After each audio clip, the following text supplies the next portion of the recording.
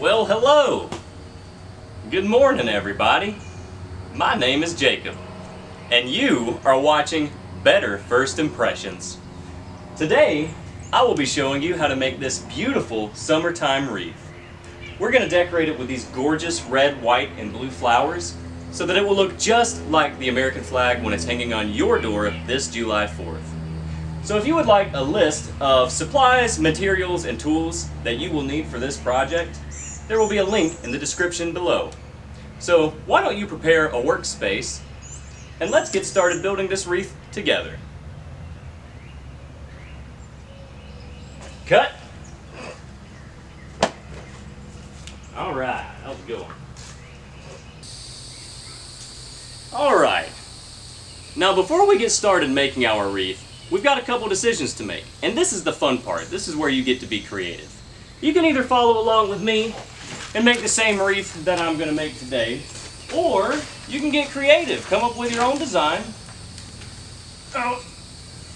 and make your own creation. And really, that's what I want to see you people do if y'all are watching and following along this craft show with me. Is I want you to see just how easy it is to come up with an idea and how to create that idea, and I want to show you that it's going to look beautiful. So, first we got to decide, what do we want our wreath to look like? I know that I want my wreath to look like the good old American flag, and you probably do too if you're following along. So what does the American flag look like? We all know that. It's a rectangle. I'm drawing it particularly small on purpose. We got a blue rectangle up here in the corner, which is accented by some little white stars. Here the eye is just going to look like some little white speckles covering a nice deep royal blue. Alright, that's the only thing you see on this flag other than a bunch of red and white stripes. That's a good looking flag right there. So, we want our wreath to be red, white, and blue. There's a little bit more to that though. We can't just put an equal amount of red, white, and blue colors on this wreath because that's not how this flag is situated. There's only a little bit of blue up there in that corner. It's kind of a feature if you think about it. And that's exactly what I want to do for my wreath. Feel free to make yours however you feel like, but that's how I'm going to do mine. So, let's get our representation of a wreath right here. So let's get a nice circle like this right here. That's going to be our wreath. And let's just throw in a little bit of a shape to help us visualize this. Not my best work, but it'll do for today. So this is the shape of our wreath. Now we got to decide where we want to put our colors at to make it look like this flag. Here's how I want to do it. I want to try and match this flag as best as I can on this wreath color-wise. So this blue up in this corner right here, that's exactly what I'm going to do on my wreath. I'm going to put a big blue feature right here. So to me, I was trying to find, I would love just a really big blue hydrangea bulb with maybe some other little blue flowers sticking out of the side. That would be great, but I couldn't find a blue hydrangea bulb. I found this other blue flower. It was in my, I got a flower book. It tells me what all the best flowers for the seasons are. And this is a great summer flower. I can't remember the name of it, though. Anyway, I'm getting sidetracked. So, I want to put a big blue feature up in the corner of my wreath right here. And I'm going to have some little white flowers and little white speckles. Those little frilly things you see sticking out of floral displays sometimes. I'm just going to have a few of those kind of sticking out over the top of this to kind of give you that feeling of those white stars over that blue square. Now for our red and white, that's pretty simple. I don't want to just do some tacky stripes, but I'm going to try and indicate those stripes while still looking classy. So I think what I'm going to do is I'm going to take my red and white flowers And I am going to go around the wreath in a circular pattern like this here. And in fact, I'm drawing it the wrong way. But when it comes time to make it, I'll show you the right way to do it. So, this right here is pretty much the orientation that I'm going to have these flowers go. These little red and white ones here, I'll probably just take one or two of each and place them where each of these triangles are.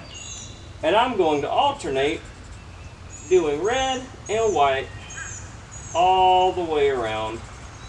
And I think that'll do a good job.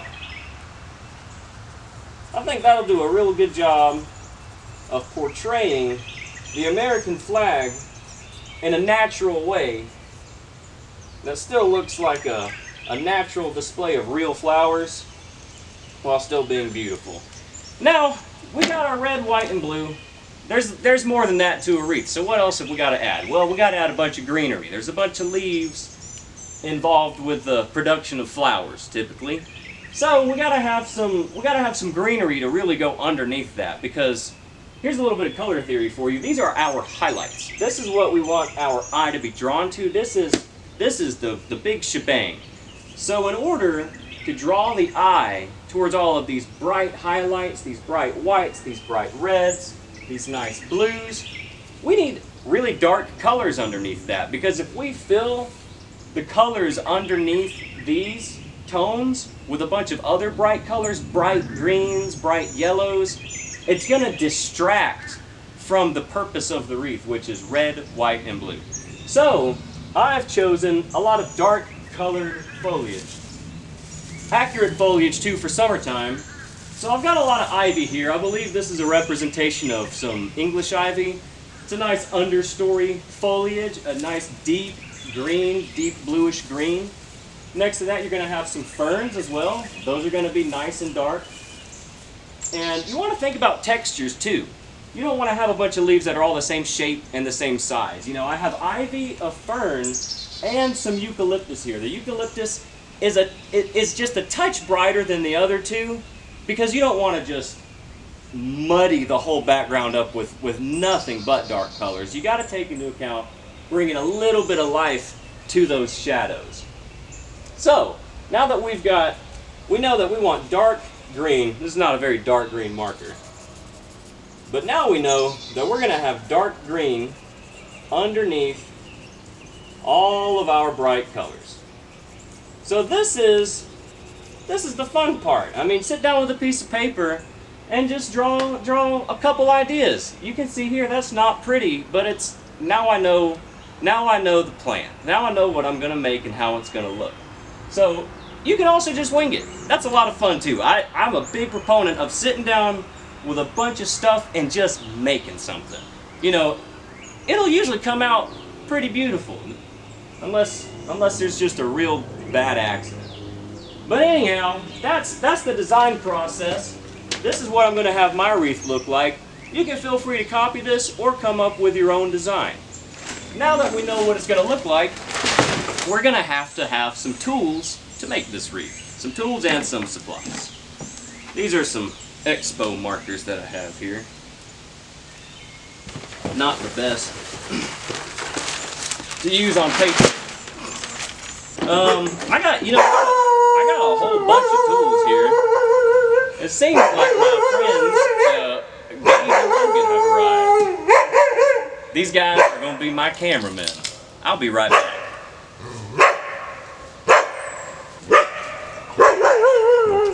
What's up?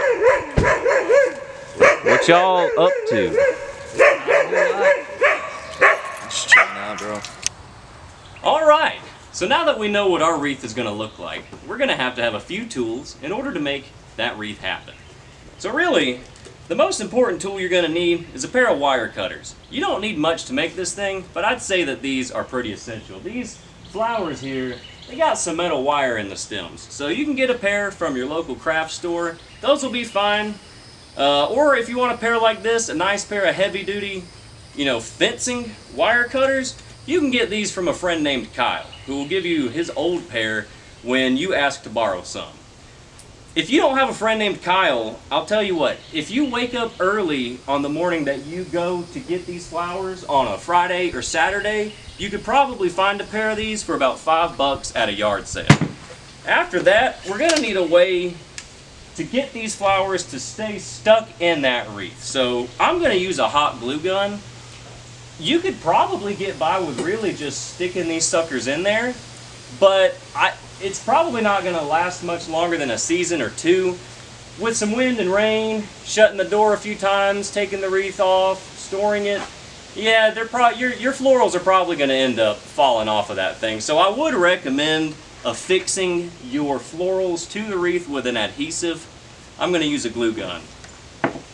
After that, you might want to have some wire or some string on hand.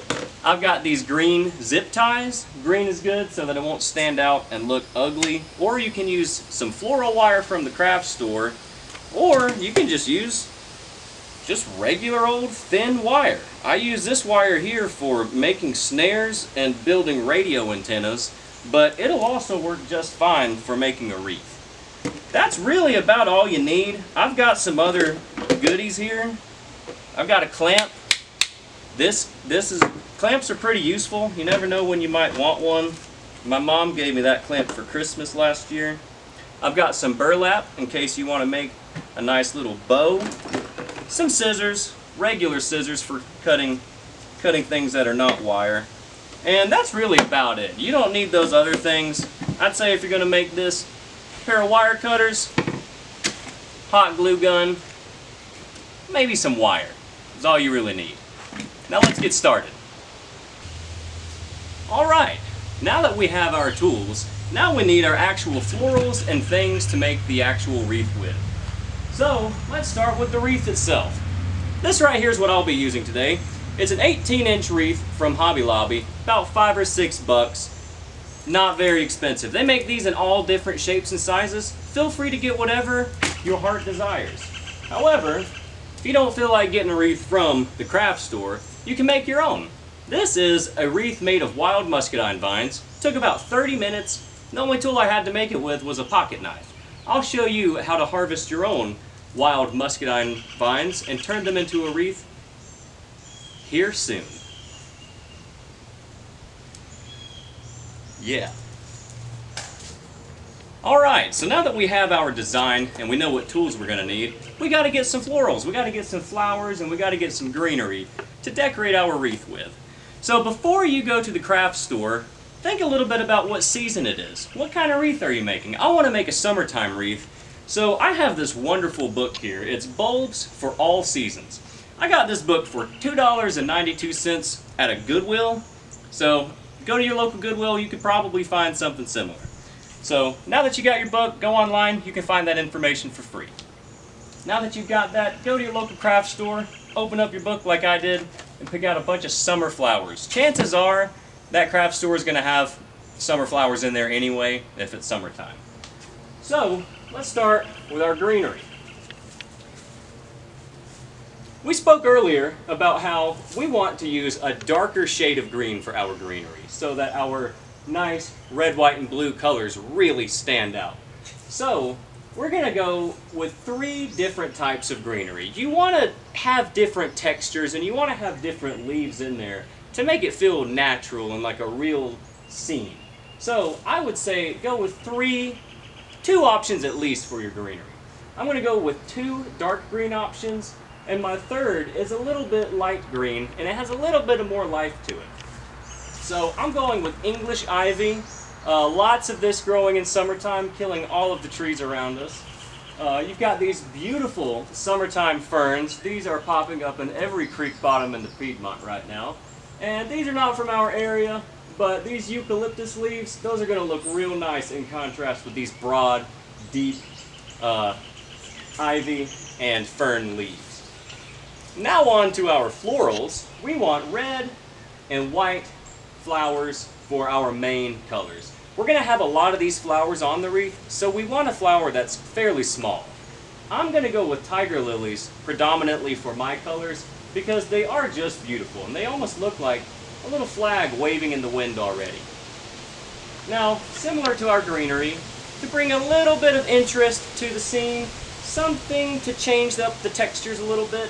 I've got these little round looking flowers here. I forget what they're called. They were in my book, so if you see some flowers that's in your book or on your sheet, get them. And even if they're not in season and you like them, get them anyway. It's going to be beautiful.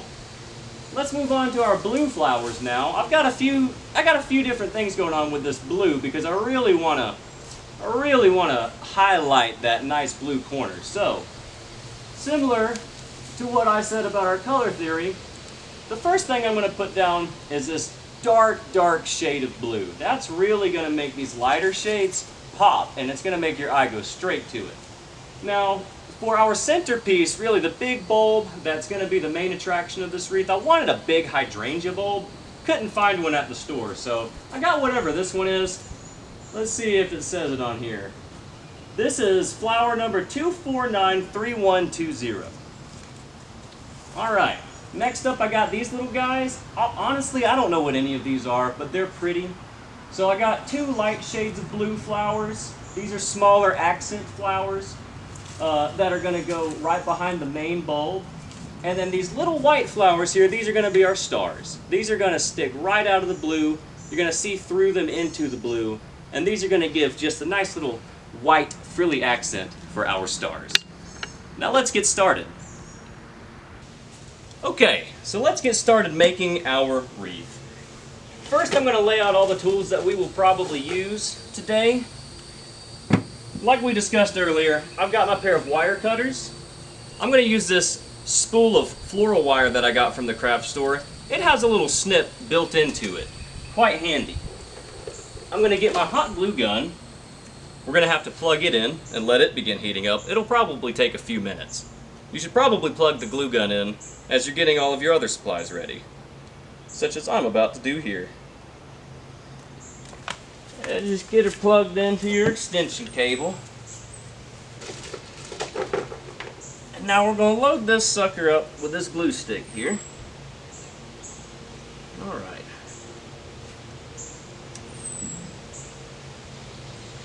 And just jam that thing all the way in there. And make sure you got it on high. And we're going to let that start cooking. And now if you're using your mother's tablecloth like I am, you might also want some parchment paper so you don't get some hot glue on it. So I'm going to grab that now. There we go. Now, I'd say we've got our workspace set up and we're prepared to make a wreath. Now I've never made a wreath before, but I decided a few weeks ago that I'm going to start selling wreaths. So, you and I are going to make this wreath on a journey together today. But the first foliage that I'm going to start with, and that I've decided to use, is this English ivy here. Now, I've been watching a bunch of these ladies on YouTube make wreaths, and every wreath they make has something pointy that you can stick into it. This ivy here is really a garland. It doesn't have anything pointy to stick into the wreath. So what I'm going to do is I'm going to treat it how ivy really is. You could take these stems and snip them and stick the little ends in and do that many times. I'm not going to do that. I think what I'm going to do is take my green zip tie here, and I'm just going to go underneath the vine and attach one end of it here like this. And now what I'm going to do with my ivy is I'm going to treat it just like how ivy really acts. It twists itself all around the vine, tree branches, and everywhere. So when you go to start twisting and placing your floral arrangements, you're going to want to go with the flow of the muscadine vine or the grapevine, whichever you are choosing. So we don't want to wrap it this way. That's going to be counterintuitive to the way this vine is flowing. So I'm going to match mine to the way that this vine here is flowing. And as we wrap this, we're going to want to pay attention to the way these leaves, how close together they are. We want it to be full enough that there aren't any major gaps in our wreath. But we don't want it to be so full that it looks cluttered. So, we're just going to slowly begin weaving your ivy through the wreath such as this here.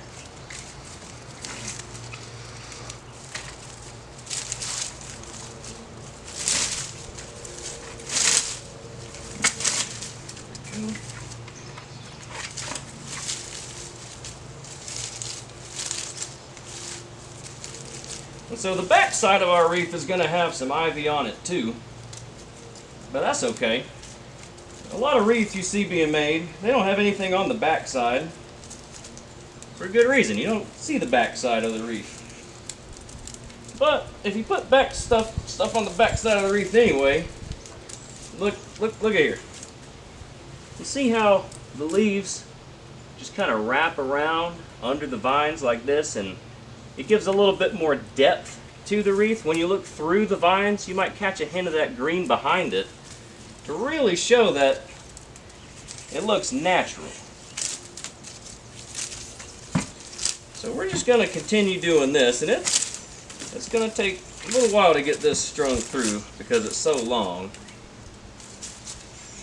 But you just want to continue wrapping it all the way around. Fairly equal spacing.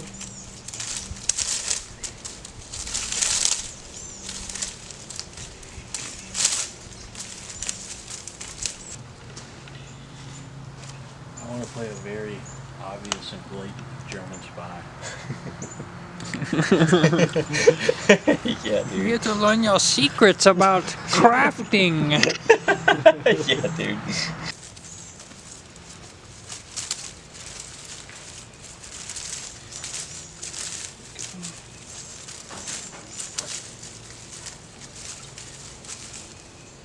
Now I will say that keeping the garland all together and one strand makes this part a little bit more difficult due to the fact that you gotta weave the whole dadgum thing through it every time. Now I prefer to keep it that way because I want this to be one continuous strand. However, there's no problem with taking this garland. Now you see I'm taking a zip tie here, and now that I've gone a little ways around the wreath. Hang on. Get closer. I want a close up of this. Yeah, sure. Okay, so kind of move this way a little bit. Yep. Just to here. All right. The center of the frame is like where your right hand is right now. Okay, perfect. So, okay, go. Yeah, go. Okay, so now that you see I've made a few wraps going around the wreath, I'm going to take my zip tie here. And you know, if you want to make this a little bit more subtle, and you really don't want people to see these zip ties, you could use that dark green floral wire. Today, I'm perfectly happy using these green zip ties. But now, if you use both hands, it's definitely going to be easier. There we go. There we go. And all you're going to want to do is just cinch that down and take your nice, easy to open wire cutters. Snip that tag end off. You want to keep it nice and secure as you go around. I noticed that. And if you ever cut your zip tie off, you just grab another one.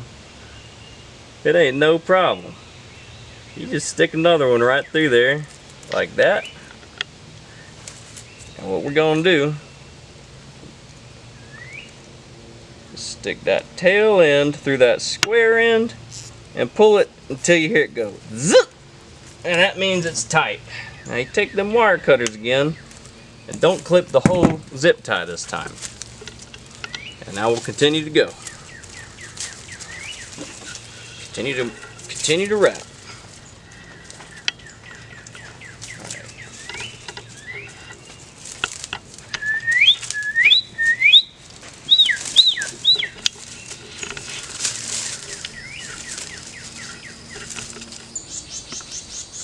Alright, so we'll just continue wrapping our ivy.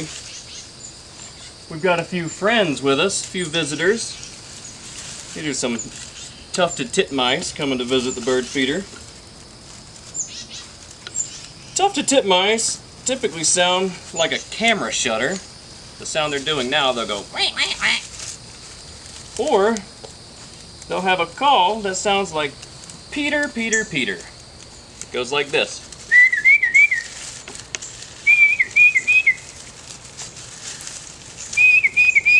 You hear how that sort of sounds like Peter, Peter, Peter. That's how you know it's a tufted titmouse. A fun little backyard bird. Gray colors, quite an acrobatic bird too.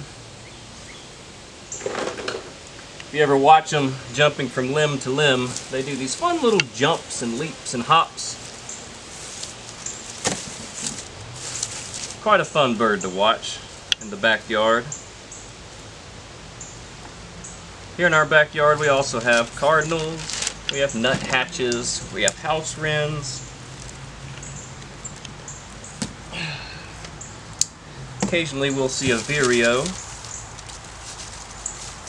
And you see I was just putting another zip tie on to make sure that that ivy stays good and in place.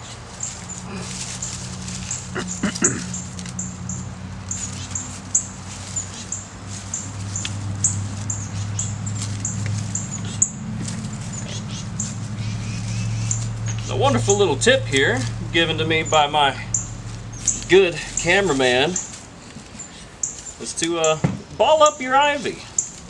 Make it into just putting a big wad. That way you ain't gotta pull such a long strand through it every single time.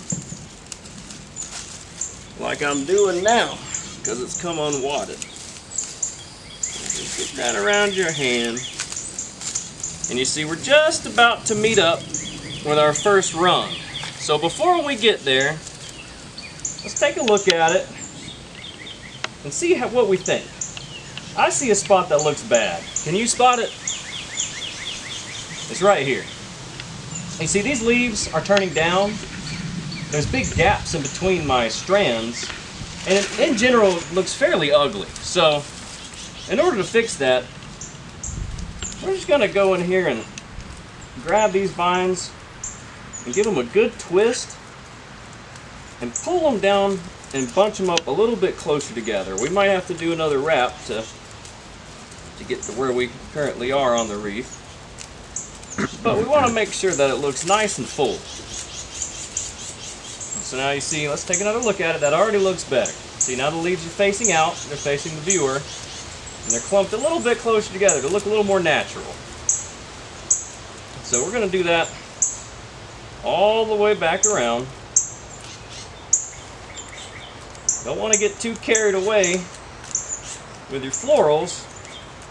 Have all the leaves facing the wrong way and be ugly. So now that we have fixed that problem, I'm going to continue to wrap. And you know, you can really get your ivy tighter than I have on mine. But I'm going to try to save a little bit of my ivy so that we can use that wild muscadine vine I was talking about earlier.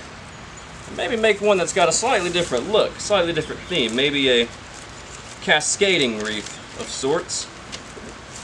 And now you see, my ivy has reached my point of beginning. This spot down here isn't my favorite. You can see it's a little empty there, but I think that we'll just take the ferns and we'll take that eucalyptus that we have to fill this area in a little more. So to finish this thing off, let's pull this back around to the side we have our zip ties on. Here it is. I'm gonna have to get one more wrap to get to get onto that side. You see here? Now I'm laying over onto that side. Now we're going to get another one of our green zip ties. Again, if you really want to hide these, this green floral wire is going to be perfect. But I'm perfectly happy with the zip ties today. And so, why don't we get a close-up shot of this? Now, to secure your final wrap, I would suggest finding the point of beginning that you secured your first wrap with, right here on this zip tie. I'm going to layer my finishing wrap right there over my first wrap. And you see this big thick vine that it's secured to? We don't want to secure it to one of these little ones. Chances are that'll break over time. So, we're going to take this thick vine where it's attached to our beginning point, and we're going to secure that final wrap to that same position. Now, it's all held together as one complete piece. We're going to cut that zip tie. And now use your wire cutters. Open them up. And we're just going to clip it right here.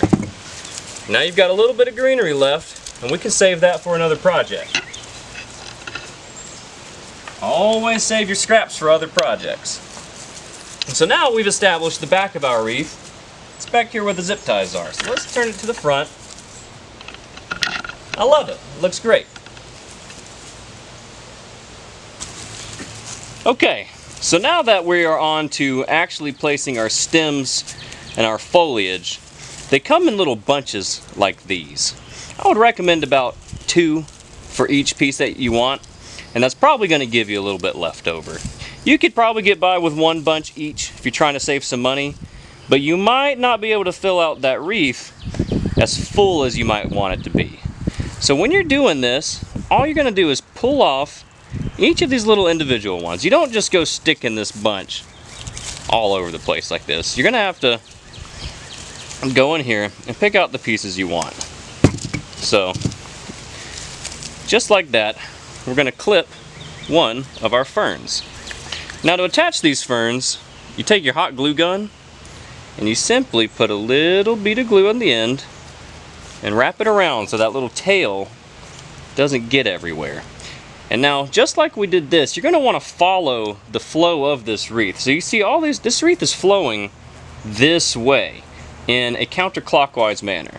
So each of these things that we're going to stick in here, it's going to be, we're going to put everything in going this way. We don't want to put one piece in sticking this way and another piece out sticking that way. So I'm going to start by cutting off probably this whole bunch worth of ferns, like this here. That way we just have a nice supply to work with.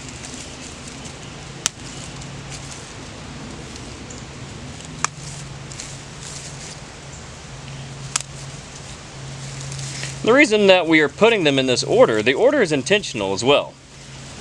Whenever you walk out into the woods, the ferns are part of the understory.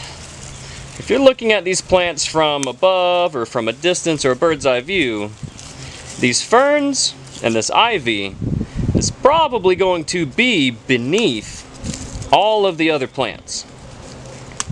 So we want to be intentional with the way we make these wreaths. We want it to be realistic, we want it to be natural, and it's going to be beautiful.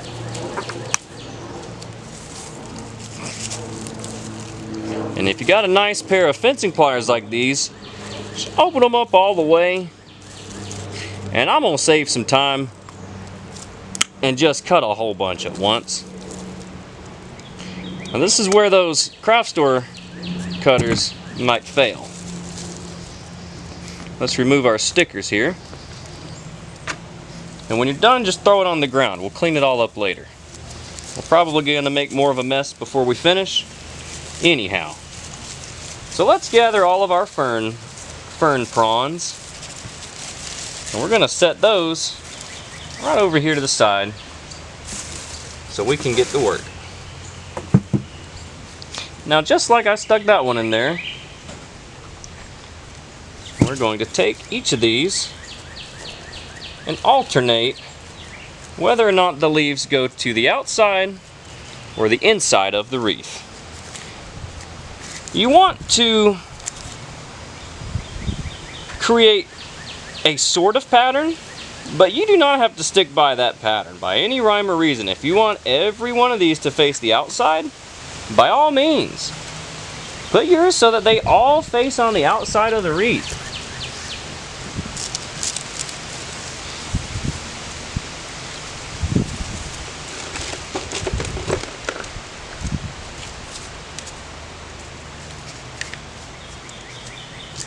There we go.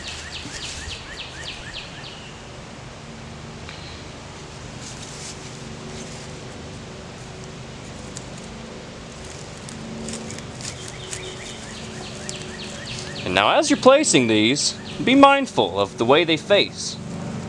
Make some face out, make some face in, maybe bend some, so that they fill out the wreath in a natural way.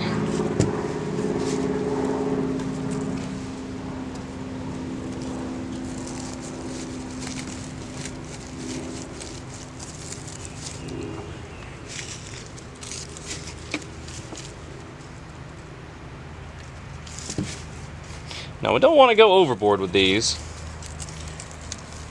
These ferns are more of an accent than a real focus, but we want enough for you to really see them.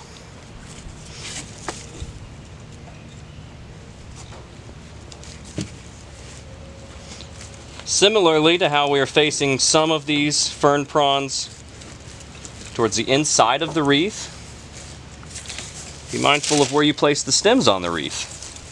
You see, there's a lot of room here to place one. You could place a stem in the middle, you could place one on the side, you could even place your stems on the inside of the wreath to create all sorts of different angles and viewing pleasures.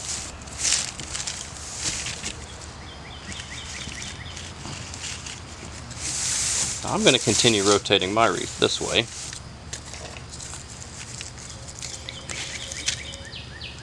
And you really just want to start filling your wreath out. It'll start to have a personality. It'll start to develop its own look and style soon enough.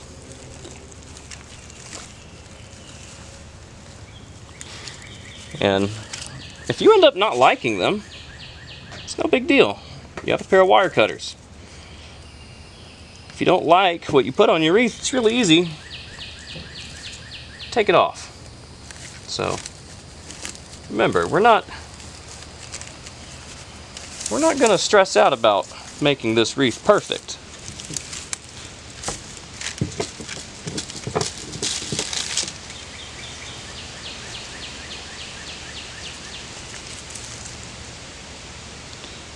Now when you're applying these beads of hot glue,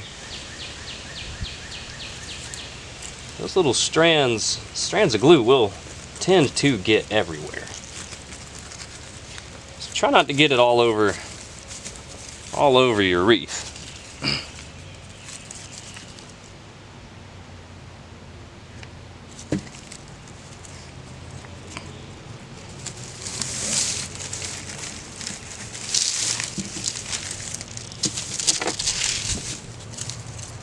Now, wasn't that magical?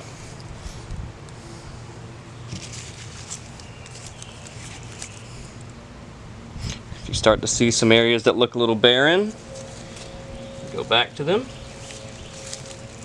fill them in. It's like decorating a Christmas tree. You stand back and you see some holes, you go and fill them in.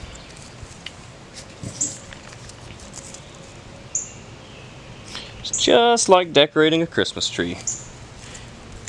We are decorating branches and vines with fake plastic foliage. Now, I would love to make a wreath using live vegetation. Now that truly would be gorgeous and beautiful. And you can. And it'll probably look beautiful for maybe about an hour while you're working on it. But by the end of the day, chances are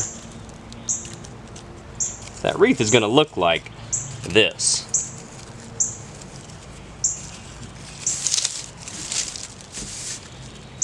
That's going to be a cut.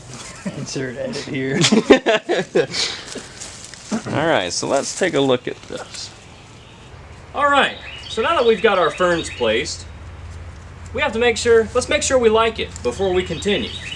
It's really easy to like it from this angle, but no matter what you're making, it's always important to take a step back. Take a look at things from a different perspective. So that's exactly what we're going to do. Let's put our wreath down, stand back, and let's look at it. Is there anything we don't like about it? I'm starting to like it. However, I do see some things that I don't like about it, and I'll point them out here. I see a fern that is really ugly. It's sticking out of place, too clustered. It's this one. It's creating quite an eyesore in this area. It's really dominating the display. So, just as I talked about earlier, all we got to do is remove that fern. It's that easy. So now, I'm going to step back again, and let's take another look at it. I like what I'm seeing. However, I see a couple more gaps. So, that fern that I just clipped, let's reuse it. No need for waste. I don't have a stem to place it with anymore, but just put that hot glue, just kind of daub it on there. And I want to fill in this area right here. It's a bit empty. I want to give that a little flair. Make sure that hot glue doesn't get all over your wreath. And I'm starting to like the way this is coming together. This is starting to look nice. I like that. Alright, now let's move on to our eucalyptus. The eucalyptus is really going to fill out the rest of the battlefield to where this heads-up display, and it'll be connected to all of your intelligence, all of your other soldiers, all of your tanks, and all of the civilians in the area, so that they'll highlight civilians blue, enemies red, track targets, track your tank, tell you when to take cover. I don't know.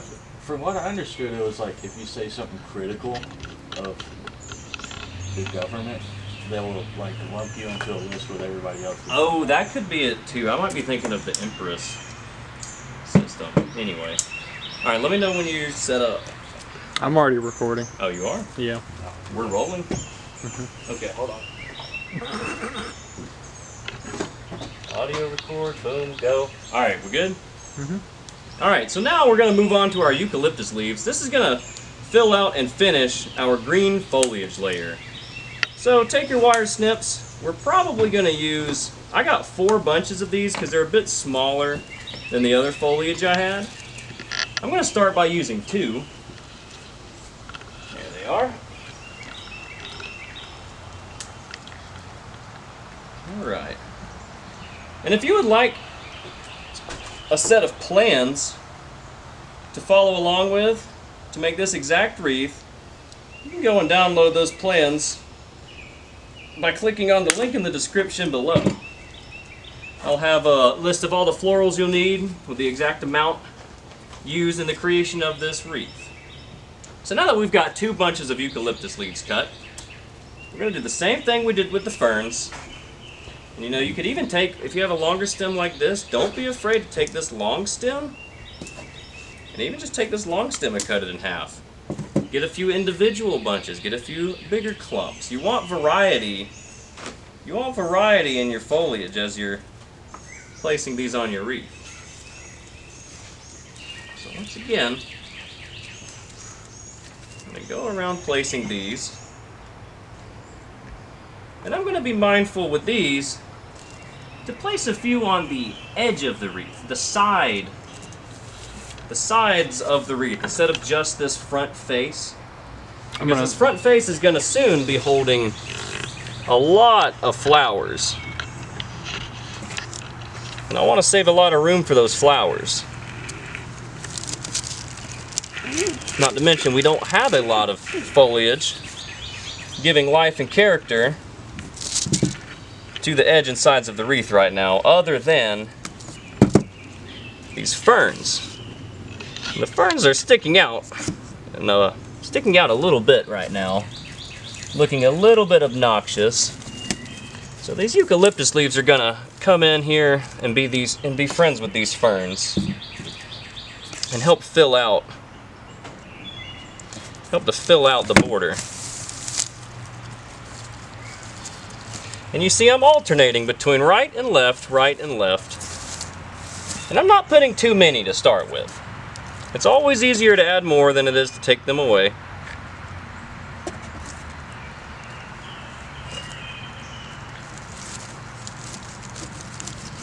And you want to make sure you get that stem nice and deep in that wreath. Don't just stick it in there a little bit. You really want to sink that stem in there so that it won't be coming out on you.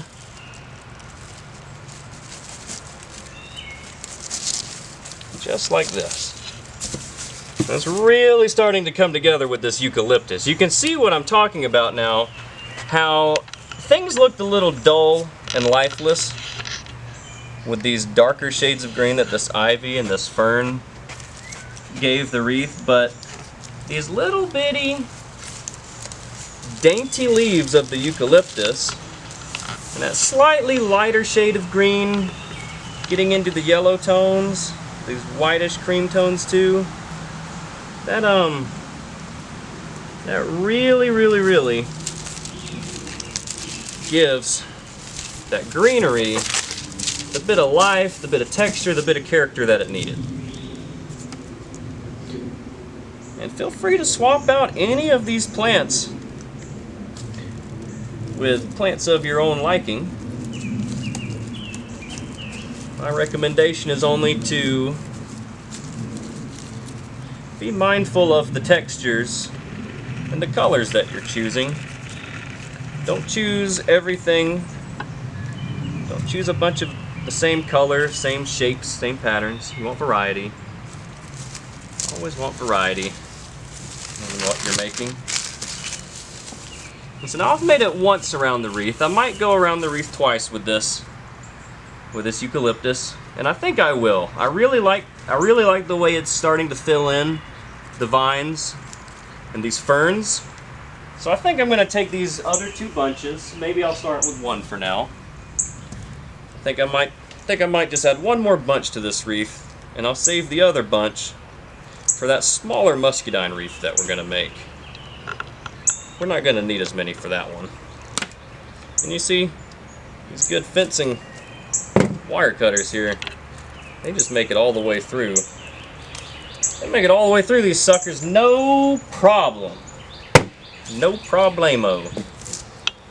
Alright, so now these are all fairly long, and I just placed a lot of pretty long pieces. So in order to make this batch a little different, I'm going to take all three, and as best as I can, just clip all three of them into some short little bunches and clumps. And I'm going to do that twice. I want to get some very short pieces. I don't want everything to look the same on here.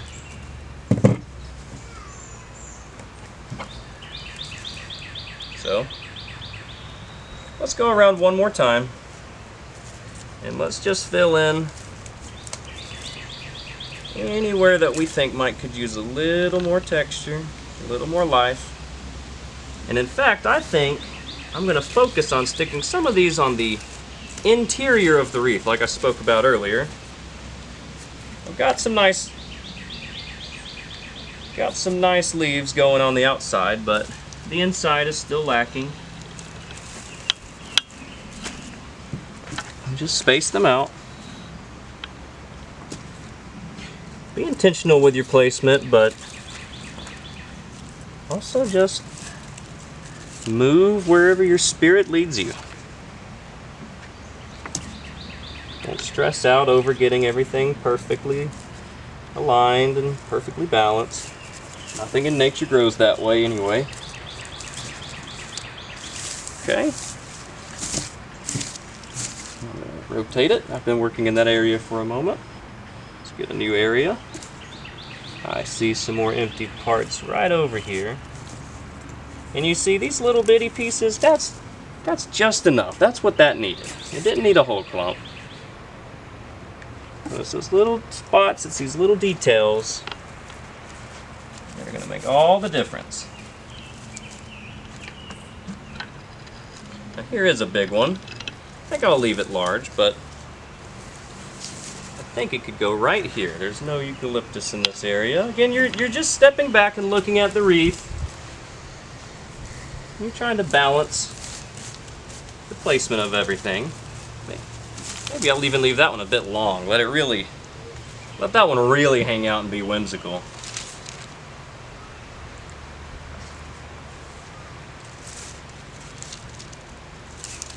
All right, we got just a few more here, and I think I'll just use all of these to fill this wreath out with. I don't think this thing would hurt from having even more eucalyptus. It's summertime.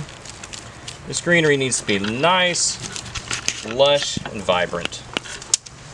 You want to feel like it is alive, well watered, getting plenty of sunlight. Just the thing a fake plant needs to grow.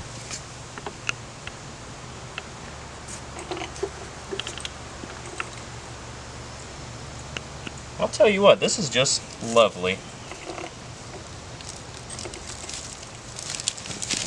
Alright, we got a few little scrap pieces of eucalyptus here. I think that'll be good.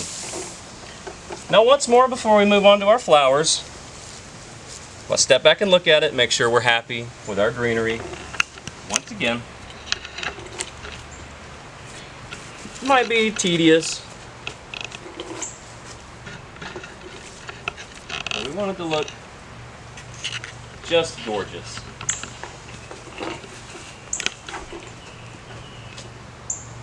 As I'm standing back and looking at this, once again, I see one spot. I see two areas that I don't like.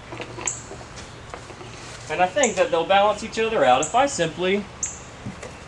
got two ferns here. They're bunching up. They're both angled the same way. One of them's not needed. I think it's this one. So I'm going to take this fern out. And right here where I had this long guy coming out, I do agree that might be a little too long. So I'm going to stick that eucalyptus back in. Take that fern I just cut. And we're going to go right here just to try to round that out a little bit. Now let's take a look. What do we think? Do we like it? I think we love it. I think it's time to start placing our flowers.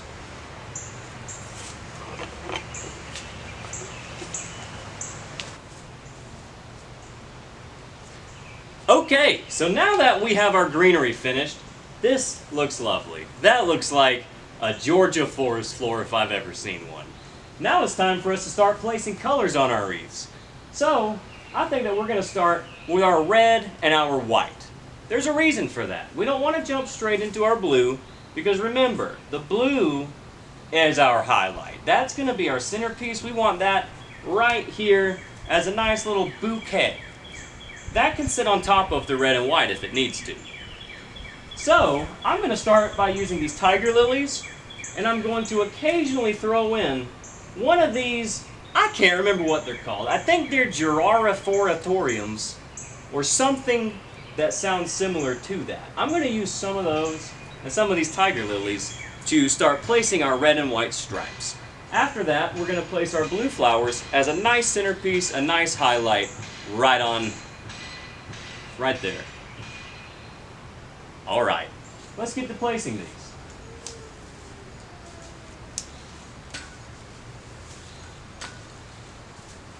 I have two bunches of white tiger lilies and red tiger lilies. And I have one bunch each of these geraniums.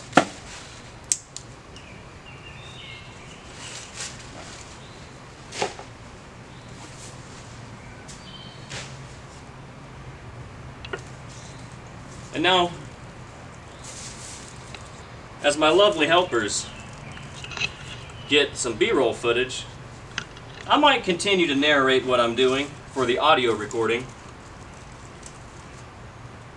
and we can edit together these shots in a way that makes sense.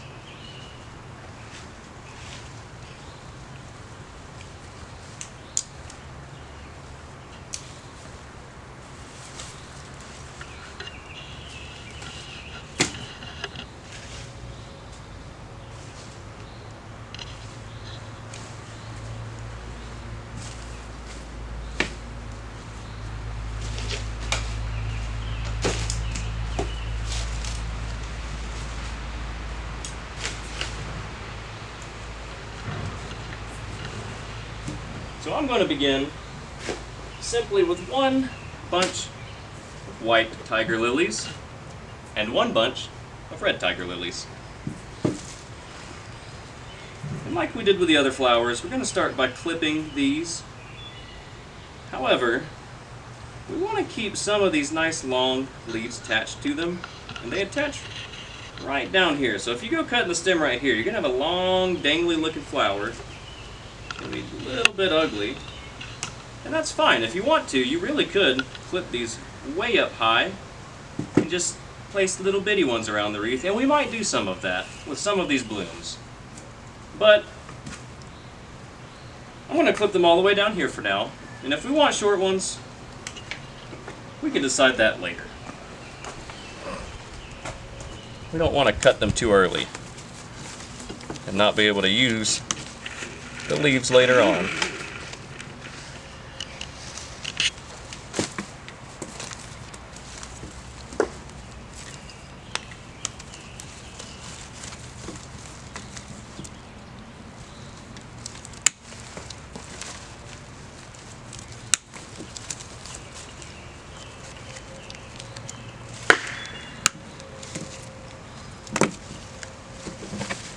All right. We have our white tiger lilies assembled on one side. Now we'll come over here and we'll clip our red tiger lilies.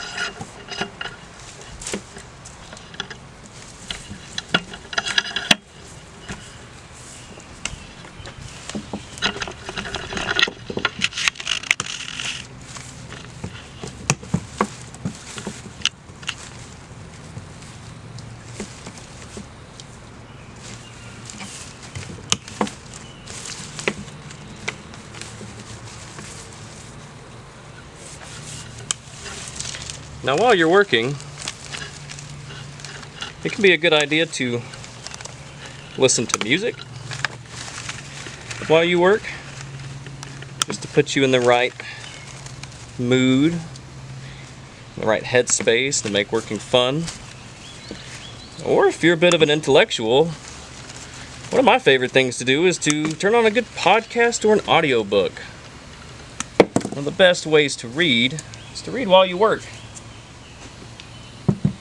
Read with your ears. Or, like we're doing today, and another favorite of mine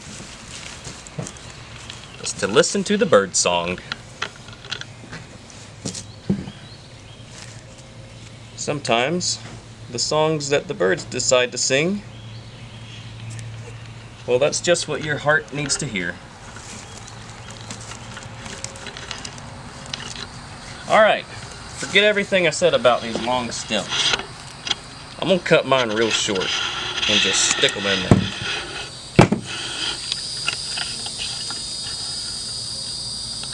I think that might work better. I do want to get some of these green leaves in there, but we might just figure that out as we go. That is just what I want that to look like.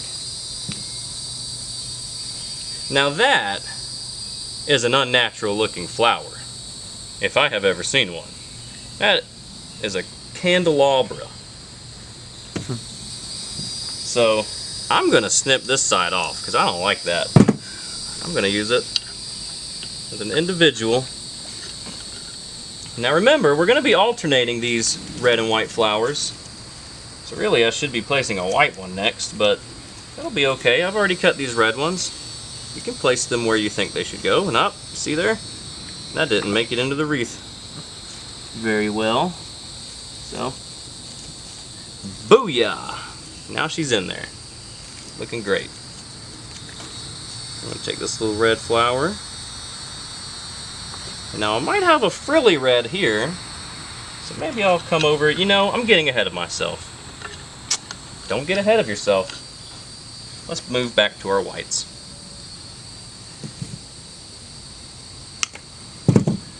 So we need to get a white after this red.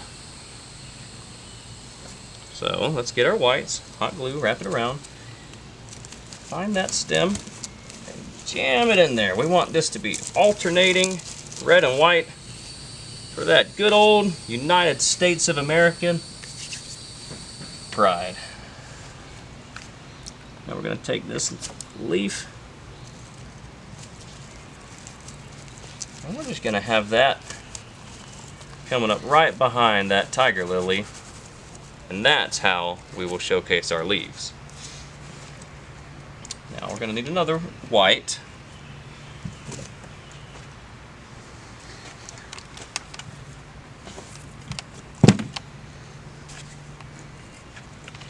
And you know, these hot glue sticks, they will, as long as you're not wasteful, they will last you for quite a while. I'm still running on my first stick, getting into the second now though, from when we started this project. I don't like the way that white fell in there, so let's pull it out, apply some more glue. I want it to really hit right here behind that eucalyptus. Just like that. Again, we're trying to make 2 rings of alternating red and white flowers here. That's looking lovely. Alright. So once again, I'm going to try to get one of these long stems in there. I still would prefer it if I could get a whole long one of these in. So there we go. It's fine if it's a little messy. Now, find your grain, find the way this sucker's moving, line up your flower, and we're gonna go. Yep, that's how I wanted that to go. Woo, sonny boy! I just got a gob of hot glue on my finger. That's burning the skin right off. All right, that one worked out. That one worked out nice. You see, when you can get the longer stems in there, that's preferable, because then you can really bend these up and create more of a depth of field to the wreath.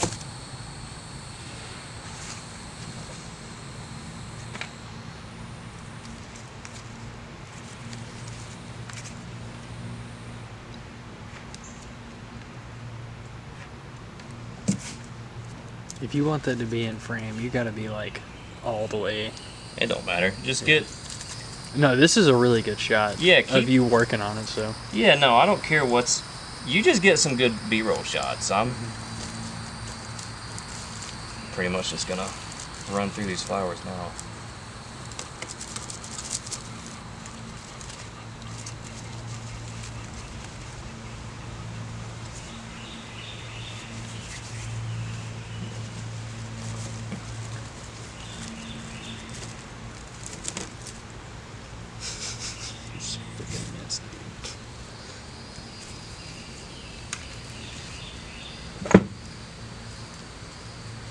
Mind if we get some bubbles?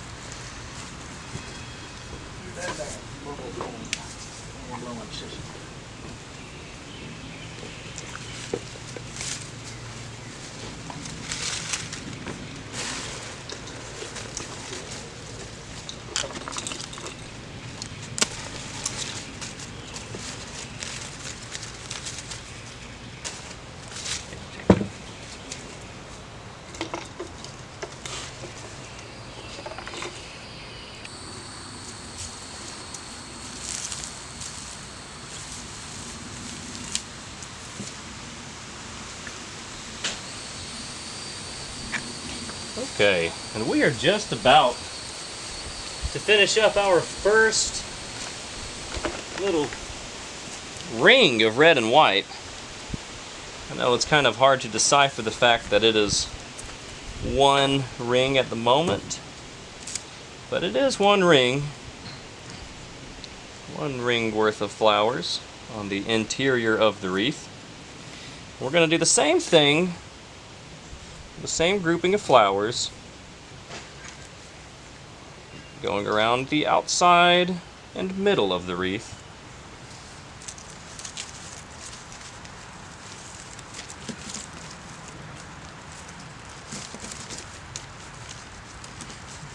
Now when you're placing these,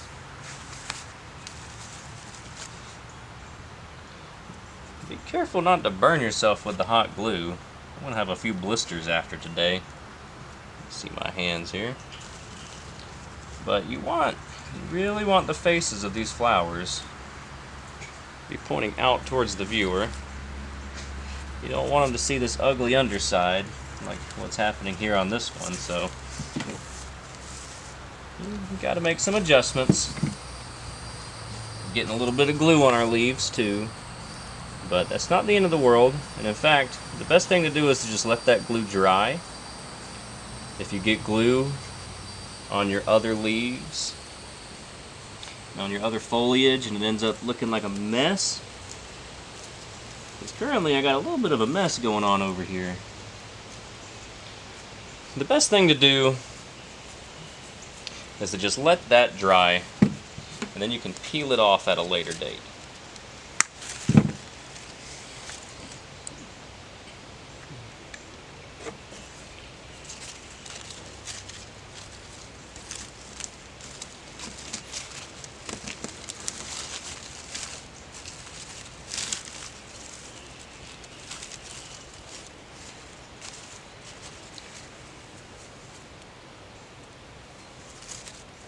These little hydrangea bulbs are just beautiful.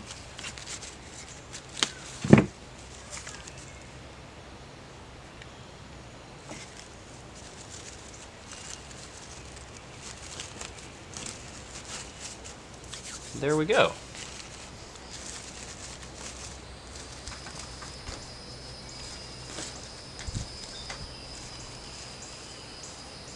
I think we might could. I think that's good. It's a little light on the interior circle, but I think that is perfect. But you see all these flowers are on the inside. Now we gotta go around and do the same thing on the outside. And I want to alternate how I'm doing this. So you see I have red here.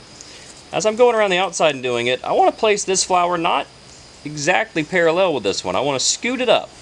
I want it to be in between this white and this red. And I want it to, instead of being red, I want it to be white. So it's going to go white, red, red. Go red, white, red. I can't remember how I said it, but you want to alternate it. You don't want to group too many colors together. Too many light colors together. Hey, buddy. What y'all doing? What is that, Dada? These are lights and cameras. What is that green thing? That's called a hot glue gun, Peter. I want to go outside, but it's green. Yeah, buddy. I use that so that I can glue these flowers to the wreath. Hey, Jane. Do you see what Dada's making? What does it look like I'm making? That's right. It's gonna be such a pretty wreath. You see my big jump? Whoa, buddy, that was a huge jump. Does good jumps too, Jane. Like this, Baba. Like this, Like Bubba. This, Jane.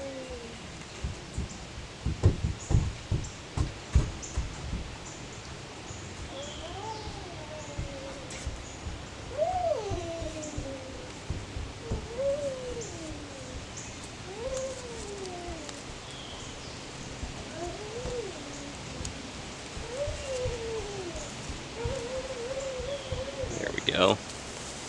Just like that.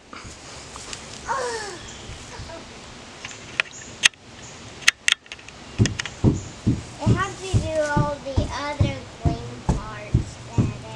Hmm? You have to do all the other parts, those ones.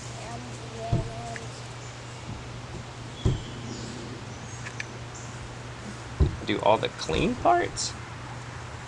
All of the parts right there that are all still vinyl. Sorry, I was in the Parts bathroom. that are all still That's vinyl, okay. Dada. What about viney? Like those parts that are really vinyl. Uh-huh.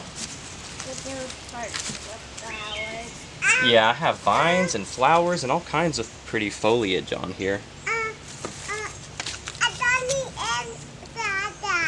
You see a little ant? I see one too. I see one. Is there any roller ponies in there?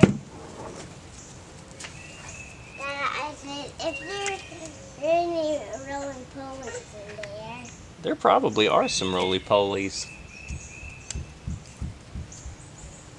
Oh, we didn't see.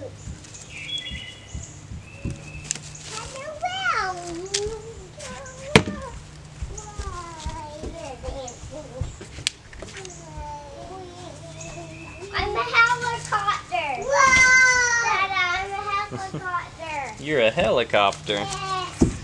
Look. I see you. You're spinning so fast. Wow. I saw one. I saw one. Flowers. I saw one. Alright. Can y'all be quiet for just a minute? Y'all can't say any words for a minute. Can y'all do that? Yeah. Okay. Y'all have to be quiet for a second. Okay. So that first ring of red and white flowers, we were primarily facing towards the interior of the wreath. So now you can see, as we're placing these next flowers, we're trying to find places where a little touch of red will be in between white. We don't want to put a bunch of white on the outside when we have a bunch of white on the inside. And these aren't as easy as just putting one red and one white, one red and one white. You kind of have to go around the wreath and look and see where your color is best going to fit, such as here. Technically, I have two reds right here bunched up together, but that's okay, because that looks beautiful.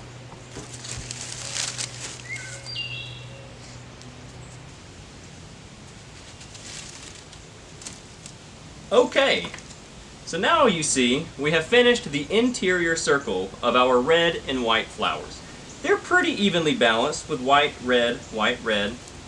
Now we're going to do our second row, which is going to run along the outside. It can face in or you know, kind of out, but you always want the face of the flowers to be facing the viewer, but we want some to begin poking on the outside here as I have started.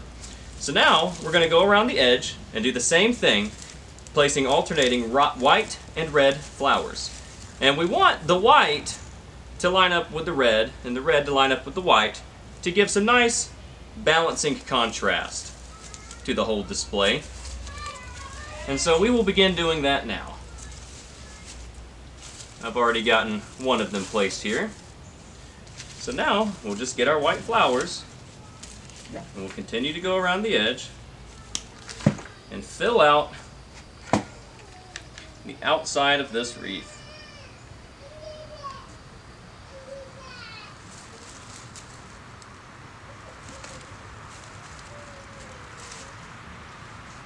And when you place the flowers in, most of these flowers have a metal wire so that you can bend the face towards you. So it's fine if it's a little long.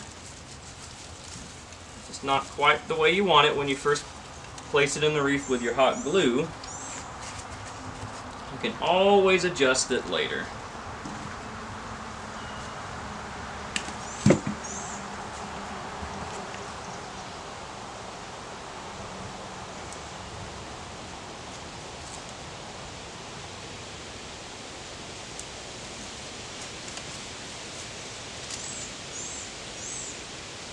Okay.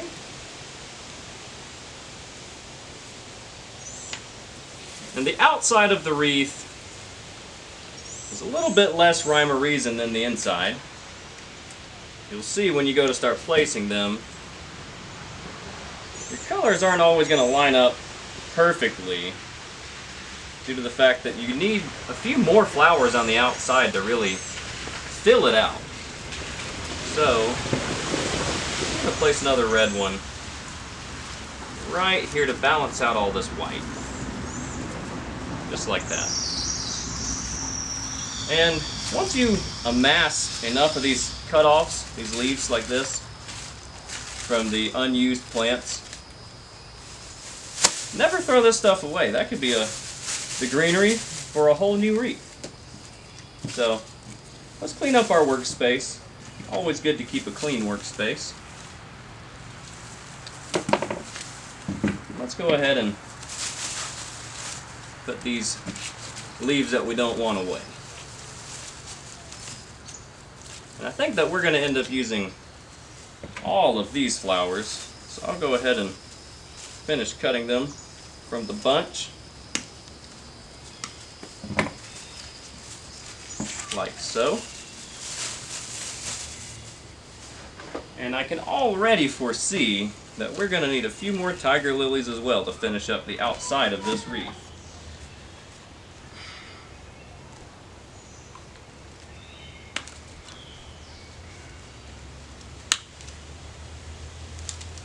Just snip a few off.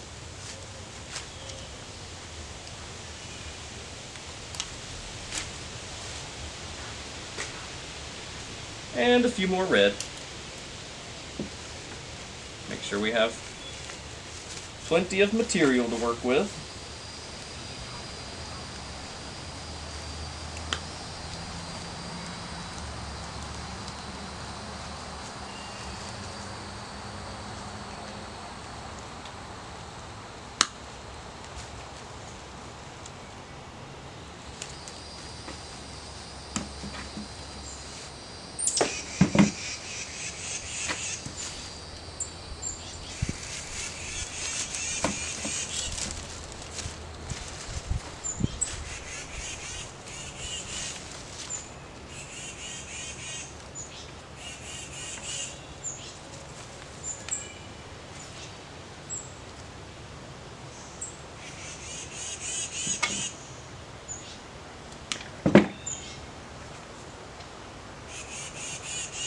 These tufted titmice do not know what to think about my lighting setup and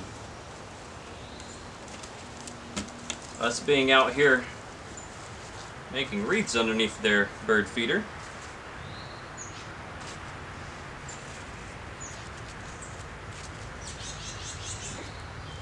They're making quite a ruckus about us being here today.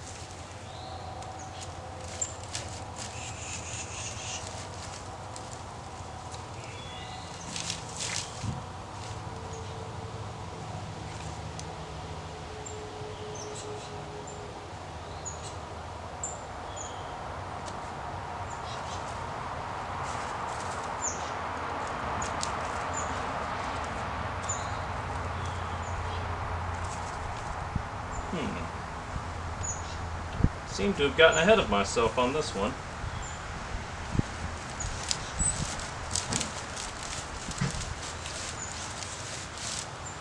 Oh, now that's beautiful placement right there. I love that.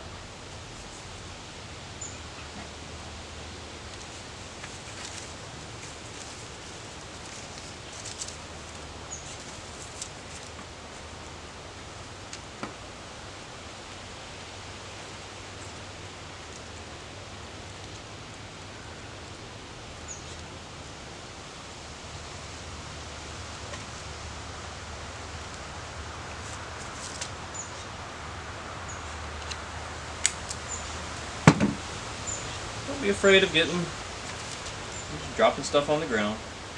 Just always make sure to clean up after yourself. You don't want any animals, birds, or children eating any of this floral debris.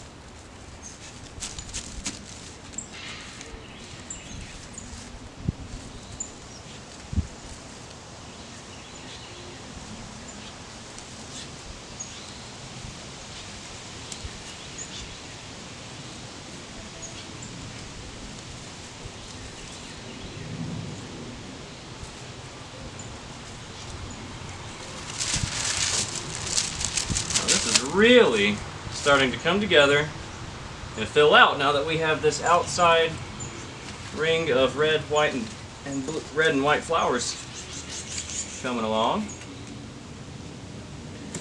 Really, really looking just spectacular.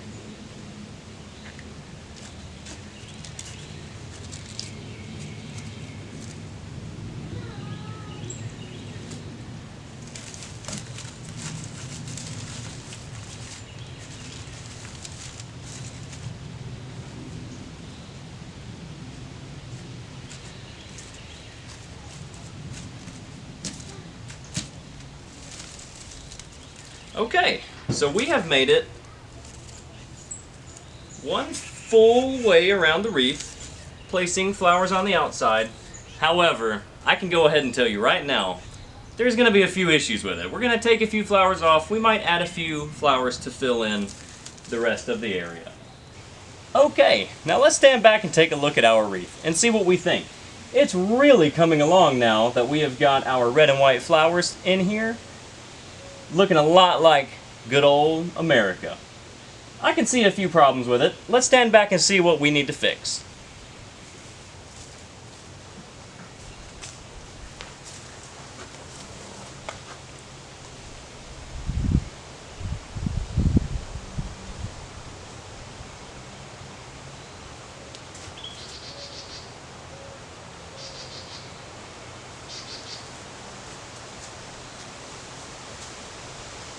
Honestly, I like what I see. There's not very much that I would change about this, other than the fact that I might actually add just a few more flowers. And I really want to get these to just ever so slightly stick out of the top a little bit. Let's fill out some areas like this here. That's looking rather nice. I'm really liking the way this is coming together.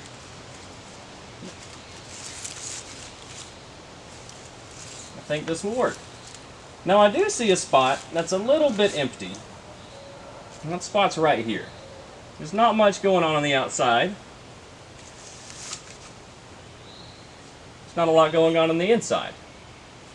But that's okay, because this, I think, will be the perfect placement for our blue and white. We got a little bit heavier. We got a little heavier down here in this corner. It's not as even as it is on the sides, but that's okay. That'll balance out this blue, and that'll look just lovely. Yep, that's gonna look wonderful. So now let's get started on placing our blue flowers. Okay, so our wreath is looking pretty beautiful as it already is, but we've still got to add our blue to this wreath. So that's what we're gonna do now, and that's gonna finish it off. So again, back to the colors, we want to start with our darkest blue. And you need to plan ahead for this one, because we want to have this nice big blue flower. Let's say it's a hydrangea bulb. We want to have that front and center, probably right here. So we need to make space for that blue bulb. To do that, we're going to use all of our smaller flowers and accent flowers to create almost a bird nest for that flower to sit in. So we want all of those flowers to point out this way, down this way. We want to leave a hole right here. In fact, these little white tiger lilies, I'll just bend those down and around to create a nice, happy little place for that blue flower to sit. That is going to be perfect right there. So let's start with our dark blue flowers. I don't know what these are called, but they are a summer flower. So, just gonna have to cut these as we've done with the others. And we might not need this whole bunch, so I'm gonna take about half for now. And you'll be left with all of these stems and all of these guys. Now you can leave them long like this, or you can break them down into slightly smaller pieces. And that's what I'm going to do now. I'll keep some of them long, but I want a few individual pieces that will be easier to work with and get very precise flower placement.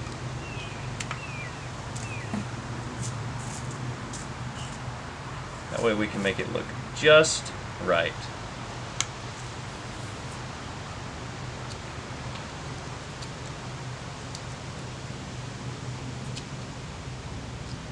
So let's get started on placing these dark blue backdrop pieces. I'm going to start with my biggest one first.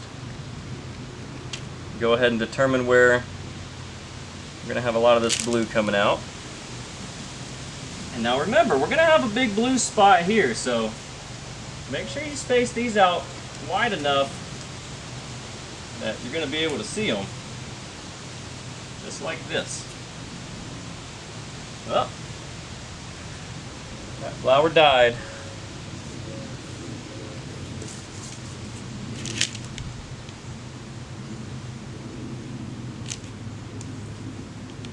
And now if you're anything like me, you're going to end up with hot glue everywhere. You're going to burn yourself a few times.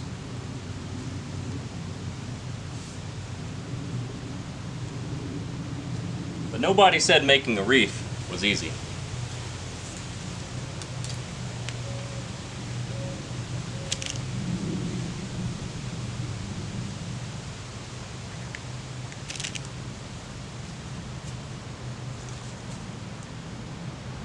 Ooh, yeah, yeah.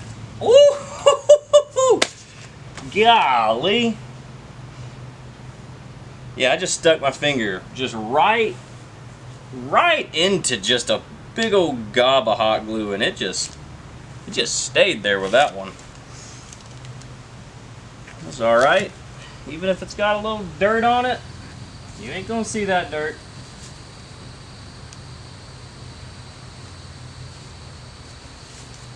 Now, you probably can't even see what I'm doing with myself standing in the way like I am.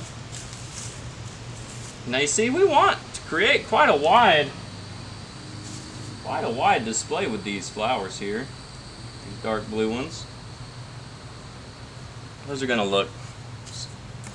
are really gonna make that lighter color blue pop out. Because you see, if we just went straight to that light colored blue without adding these dark ones in here first, that light blue is fighting and it's competing with all this red and white. So we really need to tone it down a little bit. Draw the eye up there to that location, that dark contrasting color.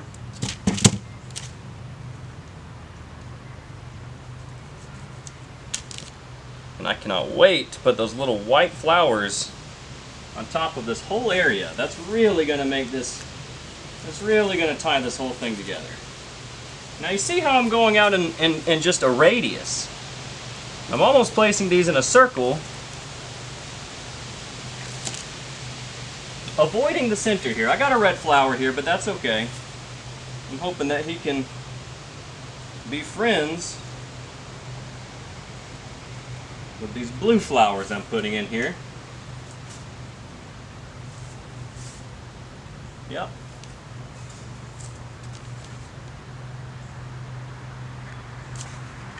And you see, this is where these little pieces are coming in handy. I'm able to fill in all the little spots that that bigger piece couldn't quite cover. Those little in-between areas, all the little details.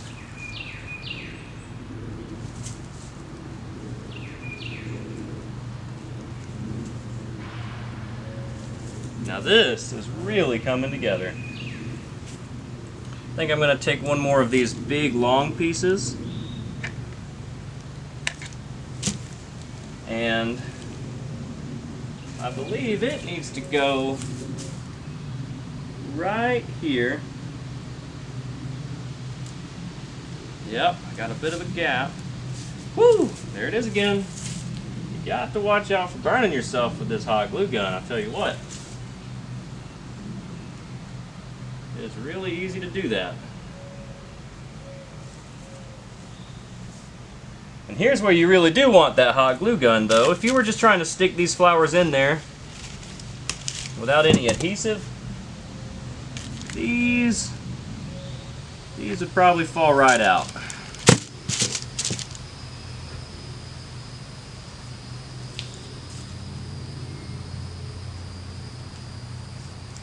Trying to fill in all these little holes I see.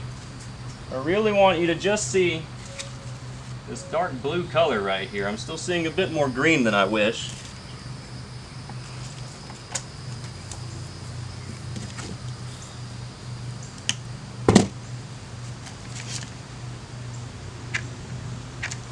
I've got to reload the glue stick.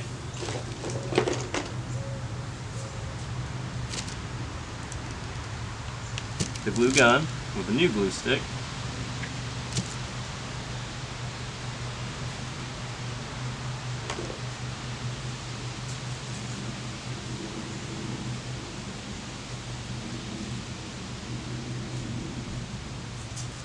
All right. Now I still see there's a bit of a hole here and a bit of a hole here. I know we're gonna be coming back in here with more blue.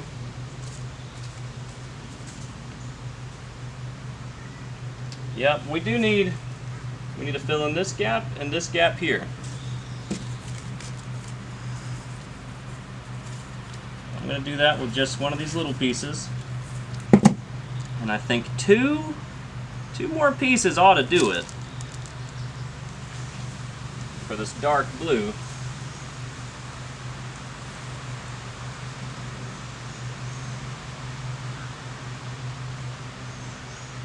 There we go. Make sure to get those hot glue strands off and away. You know, this blade of this flower is just driving me crazy right there. But you know what? By the time we get all the rest of our blue on, you probably won't notice it. And I like that. You know, I really would probably fill this out maybe with a little bit more. But I think by the time we get the rest of these blues in here, I think that's going to be okay. And I think that area is going to fill itself out with the rest of these blues. I think that's enough. I think that's enough of a dark color to make the rest of it really stand out. So now we're going to take our next smallest flower. They look almost the same as these, but a lighter shade. Oh, we lost our big one. We'll set this on our table right over here. And so now you see we're going to take these lighter shades. Not many of these. This is, again, all about texture and breaking up that color just a little bit. Make things look more natural. You don't want to overdo it though. It's a common mistake when dealing with color and art is placing too many highlights and often not enough darks. People oftentimes are afraid of contrast when making art. They're afraid to make a big, bold, dark shape on their painting, when really that's what it needs. It's all in the values. You need that dark color to make your highlights stand out. But that's where people mess up, is by putting too many highlights. Because then there's not a single highlight that stands out, and you muddy up the image.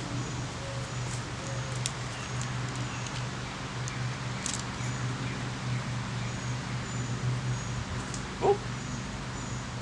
So, whoa! Ow! Whoo! Ow! It's...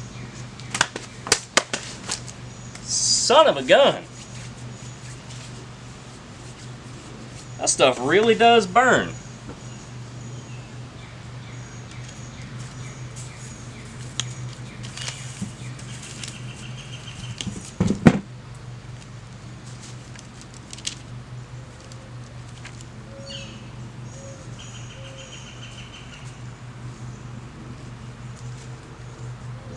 Yeah, just like that.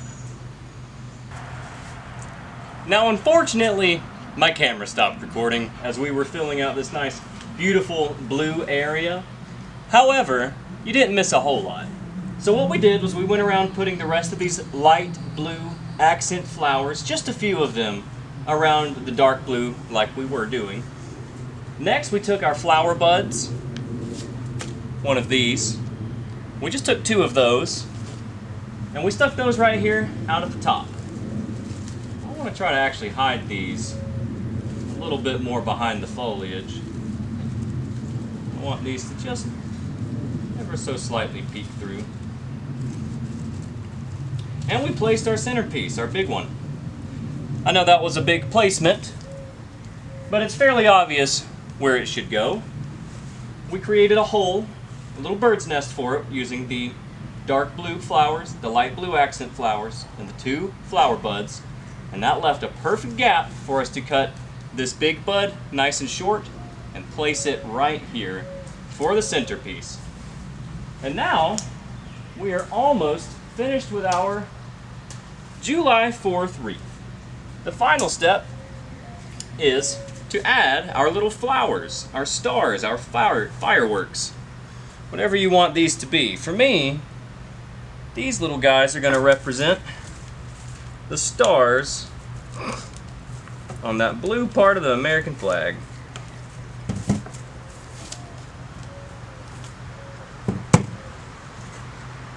I might even add one more of these dark blue pieces. Really want to create a dark background for all of these wonderful little highlights.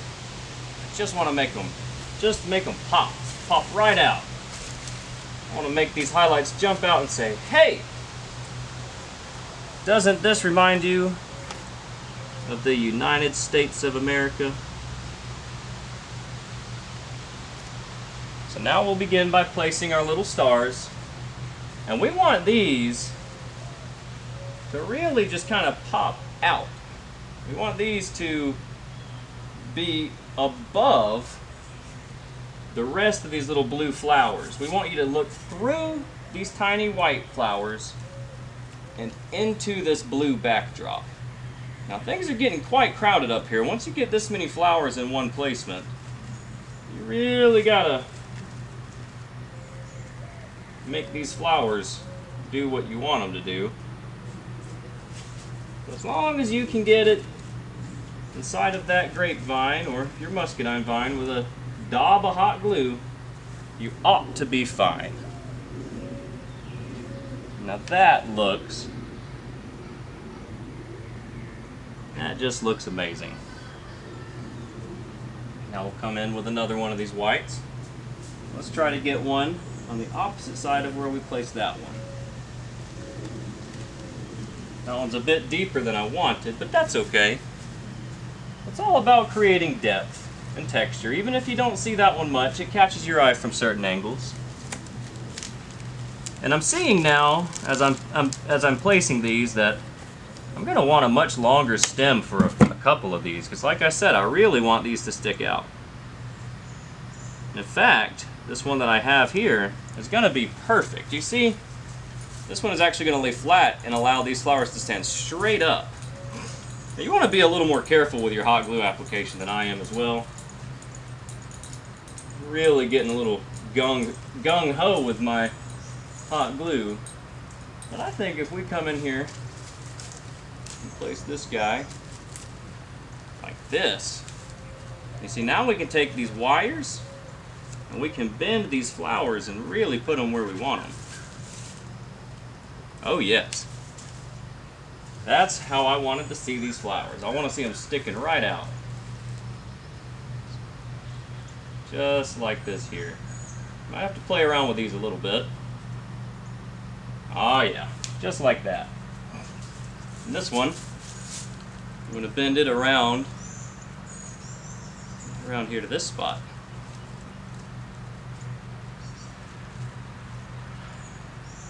That's what's nice about these nicer florals with the wires. It lets you really bend these things around and place them where you want them. That's looking great. I need a little bit more here, and a little bit more here. And I think that'll do it.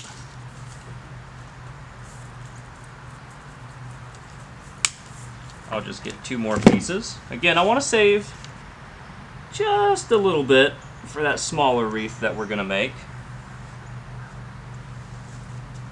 Now I see that it looks a bit empty here with the whites.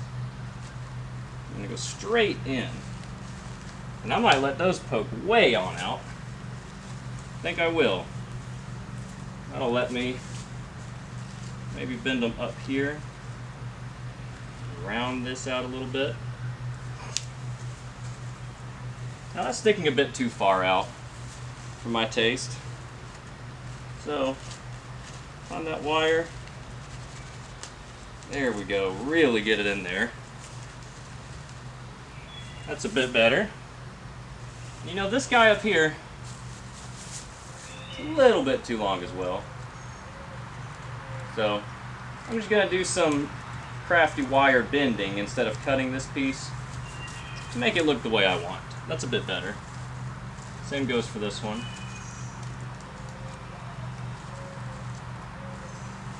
That's good.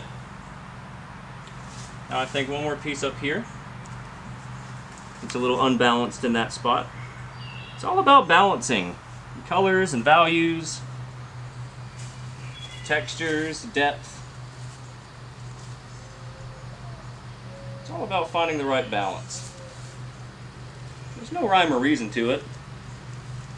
If you spend enough time out in nature,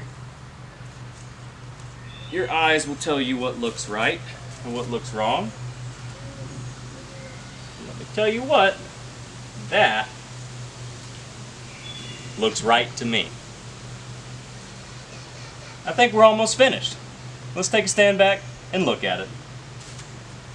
Let's see what we might need to change. All right, I really like the way this is coming together. I think we are almost finished, but I notice it's a little skimpy here. I think one or two more flowers on this corner, maybe one white and one red. I think that would balance that side of the wreath. I'll include a little bit of greenery with it too. This is a very, very full wreath. You can get by with less florals than what I have. But I really want to make this wreath feel lush, full and vibrant. A beautiful flower garden or an enchanting forest in the middle of summertime. Again, it's all about getting these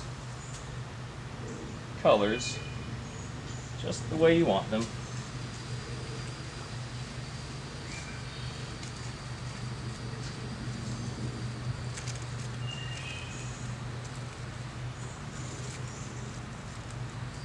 Some of them might need some adjustments. That tiger lily I'm messing with here, this is one where I think I will cut the whole thing off and replace it.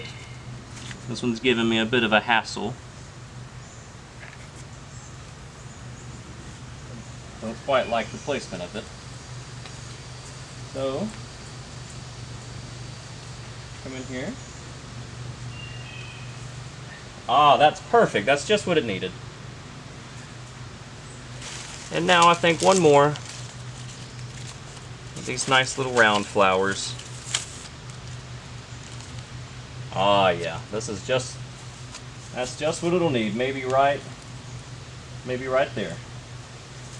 And I think that'll balance it out.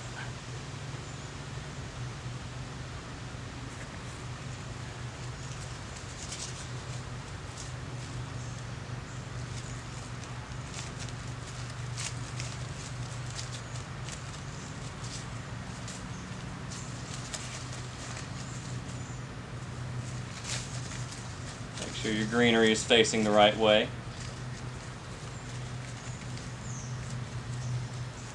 And there we have it. I do believe she is just about finished. Now is where I really take a moment to critique what we have. Fix anything that we don't like before we call it complete. I think this area wound up getting a little bit busy. I think I wound up putting slightly too many. And so let's just trim away just a few things in this area. Nothing in particular, but some pieces look better than others.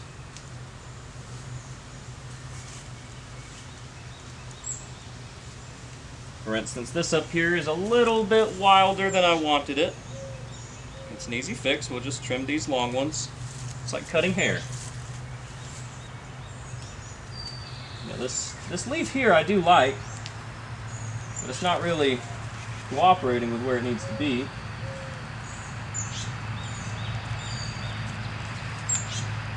Now you can really get these flowers and your greenery to get, if you really want to make them exactly the way you want them to look, you can take some of that floral wire and you can wire up each and every one of these flowers to face just the right way. You see down here, this is a little busy. This area is a little bit busy. So I think we could get rid of this flower here. Maybe even this one. I think we will. We just leave these two. Same with this area. A little busy, got a few stragglers, a few flyaways. And see, just those few touches, it's really refining it. It's okay if it's not perfect to begin with. We're always going to make some adjustments. I think that this is a real winner. I think we might could use something, one last piece right at the top. Or maybe not. I do rather like it the way it is.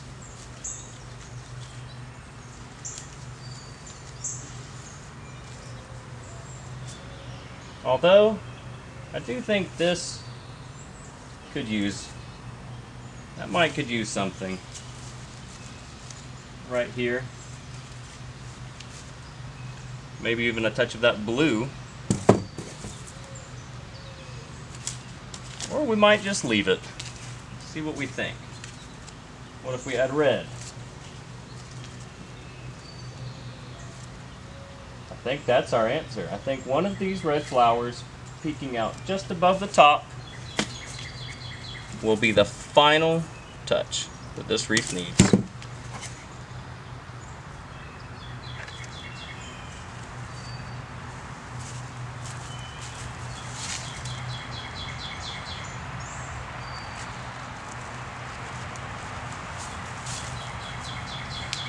Perfect. That was just what it needed. In fact, I'll stick that a little further in. Get it in the background a little bit better. In fact, I even want it to. Well, let's see. I'm running the danger here of messing up my flowers, but I would love for them to go underneath this vine. So I'm just going to stuff them through here and hope it doesn't ruin them. Aha, there we go. That might look hideous from the front. I lost a couple of flowers. Let's take a look. Oh, that ain't bad. That looks perfect. That's just what I wanted. Got a little old hot glue on these leaves. Just peel that off. Probably blocking the entire frame. You go around and pull off all your old hot glue strands. And all right. I think that's a real winner. That wreath is ready for the 4th of July.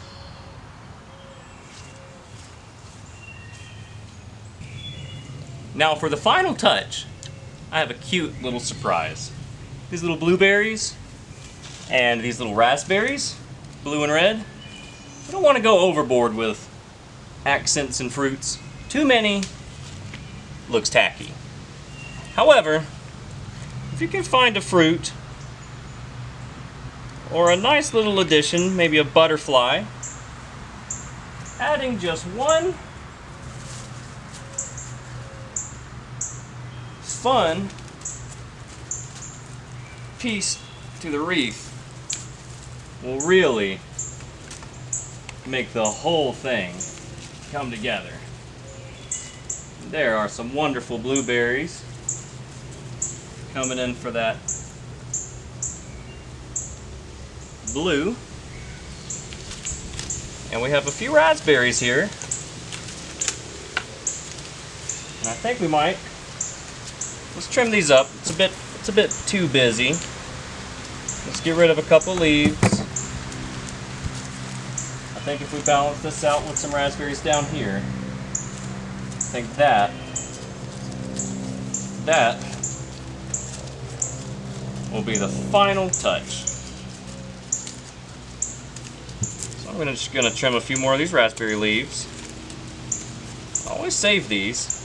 Definitely use them for later. No more projects. Right there is just what that wreath needs to be complete.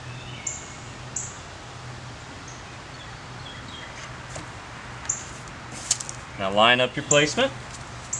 Something good to do is figure out where you want the flowers to sit first, and then look at where your stem will be entering at, and then realize that you're going to have to put the stem all the way down here if you want your raspberries to sit there.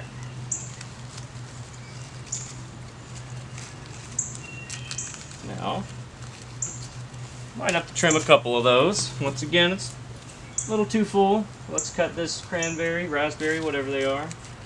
Let's trim this leaf. This flower is a bit crushed, so we're going to cut that.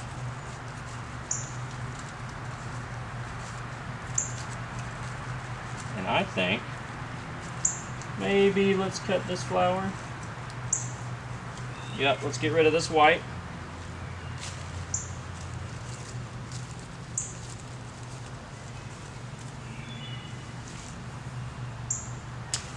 And there you have it.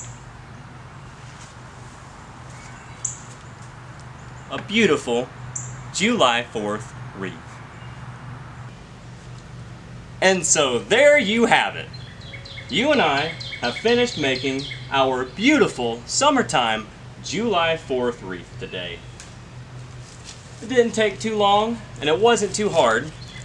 And the important thing is you made it all by yourself. So, if you had fun making this today, I'm glad.